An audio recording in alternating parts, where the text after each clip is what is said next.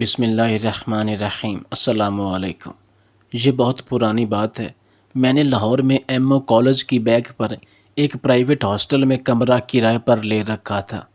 سارا دن کام کرتا تھا اور رات کو آ کر بستر پر گر پڑتا تھا۔ ایک شام ایک بزرگ توبہ ٹیکسنگ سے آ گئے۔ وہ موبائل فون کا زمانہ نہیں تھا۔ لوگ ایک دوسرے کو لینڈ لائن پر فون کرتے تھے یا پھر خط اور رکے لکھتے تھے۔ بزرگ میرے کلاس فیلو کا رکا لے آئے۔ میں نے انہیں چائے پلائی، کھانا کھلایا اور پھر تشریف آوری کی وجہ پوچھی۔ وہ بولے، آپ جس ہاسٹل میں رہ رہے ہیں میں اس کے مالک سے ملنا چاہتا ہوں، آپ میری ملاقات کا بندوبست کر دیں۔ میں نے عرض کیا، جناب میں ان کو نہیں جانتا، میں آپ کی ملاقات کیسے کرا سکتا ہوں؟ مگر ان کا کہنا تھا کہ آپ کوشش کریں، ہمارا مقصد نیک ہے، ملاقات انشاءاللہ ہو جائے گی۔ قصہ مختصر، میں نے ایک شخص کی منت سماجت کی بدولت اس سے مالک کا ایڈریس لیا۔ یہ بھی پتہ چلا کہ وہ جہانگیر بدر کا دست راست ہے، اور جہانگیر بدر اس زمانے میں پاکستان پیپل پارٹی پنجاب کے صدر تھے۔ میں جیسے تیسے بزرگ کو ہاسٹل کے مالک کے پاس لے گیا۔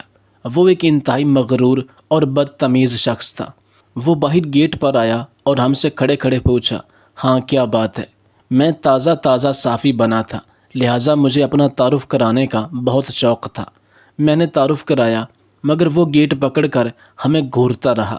میں نے بزرگ کی طرف دیکھا۔ وہ آہستہ آواز میں بولے، بیٹا میں شیخ اللہ دیتا ہوں، توبہ ٹیکسنگ سے آیا ہوں۔ آپ کے والد میرے دوست تھے، میں آپ کو بچپن میں سینکڑوں مرتبہ ملا تھا۔ وہ تھوڑا سا نرم ہوا، اس نے ہمیں اندر بلا لیا، لیکن باہر برآمدے میں بٹھا دیا اور بزرگ سے پوچھا، جی فرمائیے، میں آپ کی کیا مدد کر سکتا ہوں؟ بزرگ بولے، آپ کے والد نے لوگوں کا قرضہ دینا تھا، وہ سخت دل لوگ ہیں، وہ روز آپ کے والد کی قبر پر آتے ہیں، مرحوم کو برا بھلا کہتے ہیں اور قبر سے اپنا قرض واپس مانگتے ہیں۔ مجھے یہ دیکھ کر شرم آتی ہے۔ اللہ تعالیٰ نے آپ کو بے تحاشا نواز رکھا ہے۔ میرا مشورہ ہے آپ اپنے شہر واپس جائیں، ان لوگوں کا حساب کریں اور ان کی رقم ادا کر دیں تاکہ وہ آپ کے والد کی قبر کی تذلیل بند کر دیں۔ وہ شخص ہنسا اور بزرگ سے مخاطب ہوا، شیخ صاحب مشورے کا بہت شکریہ، لیکن پیسے میرے والد نے دینے تھے، میں کیوں ادا کروں؟ میرے والد نے ان سے پیسے لیے نہیں لیے، کس مد میں لیے، کیوں کر لیے، واپس کیے یا نہیں کیے، اس طرح کے بے شمار سوالات اس نے کھڑے کر دیے، اور آخر میں یہ کہا کہ آپ میری طرف سے معذرت قبول کریں اور مجھے آئندہ ڈسٹرب نہ کیجیے گا۔ یہ سن کر میرے ماتھے پر پسینہ اور بزرگ کی آنکھوں میں آنسو آ گئے۔ وہ بولے، بیٹا وہ آپ کا والد تھا اور والدین کا قرضہ ادا کرنا اولاد کا فرض ہوتا ہے۔ اس شخص نے کہکا لگایا اور بولا، ہوگا، لیکن میں اس کو نہیں مانتا۔ میں نے ابا جی کو نہیں کہا تھا کہ وہ یوں لوگوں سے پیسے اکٹھے کرتے رہیں۔ وہ اس کے ساتھ ہی کرسی سے اٹھ کھڑا ہوا، ہم بھی کھڑے ہوئے اور چپ چاپ باہر نکل گئے۔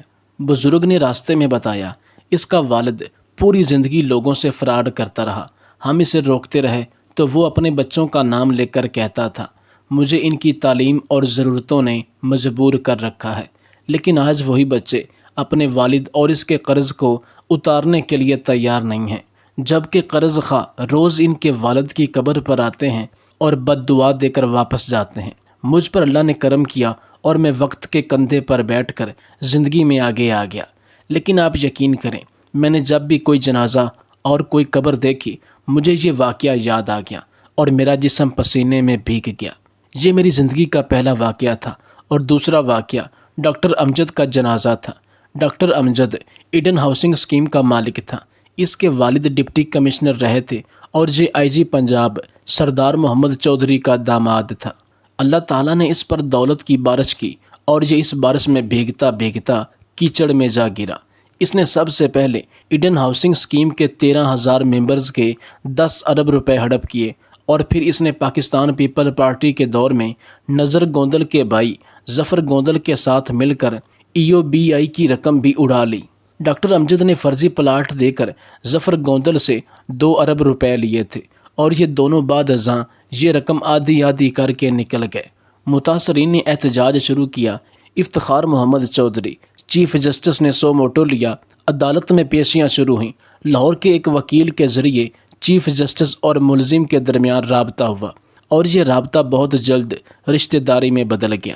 ڈاکٹر امجد کے صاحبزادے مرتضیٰ امجد اور افتخار محمد چودھری کی صاحبزادی افتخار کی شادی ہو گئی، اور یوں ایڈن ہاؤسنگ اسکیم اور EOBI کے کیسز کو کھاتے چلے گئے۔ دور بدلا، نیب کے مقدمے شروع ہوئے تو پورا خاندان ملک سے بھاگ گیا۔ نیب نے ریڈ وارنٹ جاری کر دیے۔ FIA نے 26 ستمبر 2018 کو مرتضیٰ امجد کو دبئی سے گرفتار کر لیا۔ افتخار محمد چودھری نے کوشش کی، لاہور ہائی کورٹ کے ایک جج نے ریڈ وارنٹ کو غیر قانونی قرار دے دیا، اور یہ لوگ خاندان سمیت کینیڈا شفٹ ہو گئے۔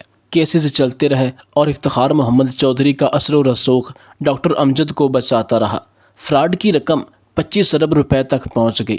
یہ اس دوران پلی بارگیننگ کے لیے بھی راضی ہو گیا، لیکن یہ 3 ارب روپے دے کر 25 ارب روپے معاف کرانا چاہتا تھا۔ نیب نہیں مانا۔ یہ اس دوران کسی پر اسرار بیماری کا شکار ہو گیا۔ پاکستان آیا، علاج شروع ہوا، لیکن طبیعت بگڑتی رہی، یہاں تک کہ دنیا بھر کے ڈاکٹرز، ادویات اور افتخار محمد توحید کا اثر و رسوخ بھی کام نہ آیا، اور ڈاکٹر امجد 23 اگست 2021 کو لاہور میں انتقال کر گیا۔ لواحقین نے اسے خاموشی کے ساتھ دفن کرنے کی کوشش کی، لیکن متاثرین کو خبر ہو گئی، اور یہ پلے کارڈز اور پوسٹر لے کر پہلے اس کے گھر اور پھر جنازے پر پہنچ گئے، اور ہماری رقم واپس کرو کے نعرے لگانے لگے۔ پولیس بلائی گئی، پولیس جنازے اور احتجاجیوں کے درمیان کھڑی ہو گئی۔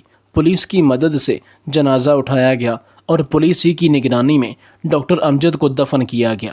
آج اس واقعہ کو 8 دن ہو چکے ہیں، لیکن متاثرین اس کی قبر پر بھی آ جاتے ہیں، جس کی وجہ سے خاندان نے وہاں گارڈز تعینات کر دیے ہیں۔ یہ انتہا درجے کا عبرتناک واقعہ ہے، لیکن آپ اس سے بھی بڑی عبرت ملاحظہ کیجیے۔ ڈاکٹر امجد نے جس خاندان اور جن بچوں کے لیے 25 ارب روپے کا فراڈ کیا تھا، وہ جنازے کے وقت کینیڈا میں بیٹھے تھے، اور ان میں سے کوئی شخص اسے مٹی کے حوالے کرنے کے لیے پاکستان نہیں آیا تھا۔ یہ واقعہ دولت کے پیچھے باولے ہونے والے بے وقوفوں کے لیے نشان عبرت ہے۔ یہ ثابت کرتا ہے کہ انسان جب ہوس کے کیچڑ میں گرتا ہے تو پھر یہ انسان نہیں رہتا، یہ بدبودار کیچڑ بن جاتا ہے۔ آپ نے کبھی غور کیا آخر ہے کیا؟ یہ صرف کاغذ کے ٹکڑے ہیں، اور یہ کاغذ کے ٹکڑے جل بھی سکتے ہیں، گل بھی سکتے ہیں، پھٹ بھی سکتے ہیں، اور کینسل بھی ہو سکتے ہیں۔ یا پھر دولت بینکوں کے سٹیٹمنٹ پر چھپی ہوئی چند فگرز، اور ان کے آخر میں بے شمار صفر ہیں، اور یہ صفر اور یہ بینک بھی کسی بھی وقت ختم ہو سکتے ہیں۔ یا پھر دولت اللہ کی زمین کے چند ٹکڑے ہیں، اور ان ٹکڑوں کا اصل مالک کون ہے؟ ہمارا رب، اور یہ رب جب چاہے اپنی زمین و دولت جس کے نام چاہے شفٹ کر دے۔ اور بس سوال یہ ہے، ہم پھر پرائے مال کے لیے کیوں ظالم ہو جاتے ہیں؟ ہم زمینی ٹکڑوں، بینکوں کے ریزروز اور کاغذ کے نوٹوں کے لیے بد دعاؤں کی فصل کیوں بوتے ہیں؟ ہم لوگوں کی آنکھیں بد دعائیں اور لعنتیں کیوں اکٹھی کرتے ہیں؟ اور کس کے لیے کرتے ہیں؟ ان کے لیے جو ہماری آنکھیں بند ہوتے ہی ہمارے مال کے لیے ایک دوسرے کا گلا کاٹنے لگتے ہیں، یا ہم سے ہزاروں میل دور بیٹھ کر ابا مرحوم ابا مرحوم کہتے رہتے ہیں، اور ہمیں دفن پرائے لوگ کرتے ہیں۔ میں اکثر اپنے دوستوں سے عرض کرتا ہوں، آپ کی عمر اگر 50 سال ہو چکی ہے تو آپ پلیز اپنی چارج شیٹ گناہ، ہرس اور فراڈ کو خارج کر دیں۔ آپ نے جس سے معافی مانگنی ہے مانگ لیں، جس کو جو دینا ہے دے دیں، اور جتنی توبہ کرنی ہے کر لیں۔ آپ کے پاس زیادہ مہلت نہیں ہے۔ زندگی کی رسی کسی بھی وقت کھینچ لی جائے گی، اور آپ یہ حقیقت جتنی جلدی سمجھ جائیں گے آپ کے لیے اتنا ہی اچھا ہوگا۔ اور آپ یہ بھی جان لیں کہ چیونٹیوں کا بیجا اکٹھا کیا ہوا رزق ہمیشہ چوہے کھاتے ہیں، لہٰذا خدا کے لیے چیونٹیوں کی زندگی نہ گزاریں، اپنے قد سے بڑے دہانے نہ کھینچیں، اور اپنی ضرورت سے زیادہ جمع نہ کریں کہ ہرس آپ کو جینے نہیں دے گی، اور آپ کا جمع کیا ہوا پلے کارڈ بن کر آپ کے جنازے کے آگے آگے چلتا رہے گا، جبکہ آپ کی ہوس کے بینیفیشری 5-10 ہزار کلومیٹر دور بیٹھ کر اپنے دوستوں کو مائی ڈیڈ پاسٹ اوے کے میسج کرتے رہیں گے، اور ان کے دوست او ہو کا جواب دے کر پارٹی میں مصروف ہو جائیں گے۔ چنانچہ رک جائیں، آگے کھائی ہے، اور اس کھائی میں ڈاکٹر امجد جیسے ہزاروں لوگ گرے پڑے ہیں۔ ایسے لوگ اور ایسے واقعات ہم سب کے لیے نشان عبرت کی مانند ہیں کہ اگر ہم لوگ بھی اسی راستے پر چلیں گے تو ہم بہت جلد اس کھائی میں منہ کے بل گریں گے، اور خدا نخواستہ دنیا و آخرت دونوں ہاتھ سے نہ گوا بیٹھیں۔